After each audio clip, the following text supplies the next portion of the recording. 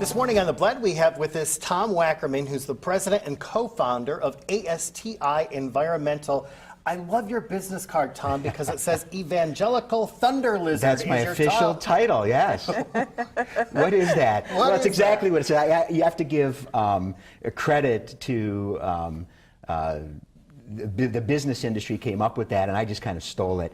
But it's exactly what it means. It's somebody who's bombastic, who's dedicated, who's excited about what they do, and they want to tell everybody. Evangelical, thunder, and then the lizard part just helps it. Well, so what do you do? So we do environmental consulting, everything having to do with modifying, monitoring, or managing the environment. We do it. Everything from homes for people, where they're concerned with lead-based paint or asbestos, or in some cases concerned with the soil in urban areas, all the way up to Fortune 500 companies where we work with them for industrial compliance, we work with them for air quality issues, we work with them on Superfund sites and things like that. So do you have any local to Lansing scenarios where ASTI has been a help? Or? Absolutely. We have offices across the state. We work nationally from those offices, Grand Rapids, Brighton, and Detroit. But Lansing, being the state capital and being a community that's redeveloping, and there's lots of things going on here. We've been here, I think we've done over 100 projects in the city limits.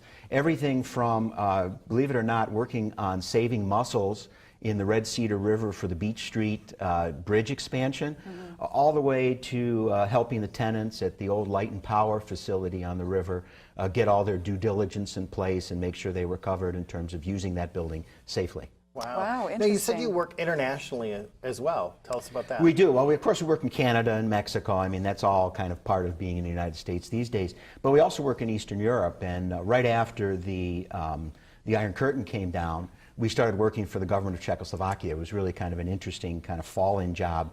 We were over there doing a trade mission with Wayne State University, where I taught for 20 years. And they said to us, would you like to work for us? And I said, absolutely.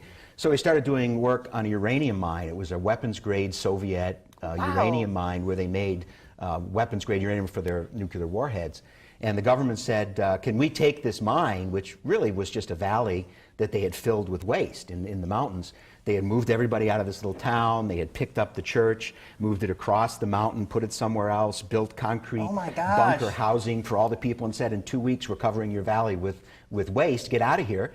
And they said, can we use it for industrial waste? We said no, and it turned out later the guy who hired us was a KGB agent. Oh, wow. Okay. We got to have you back. We do. We have to talk more about this. All right, that is all our time for now on The Morning Blend. We'll see you next time.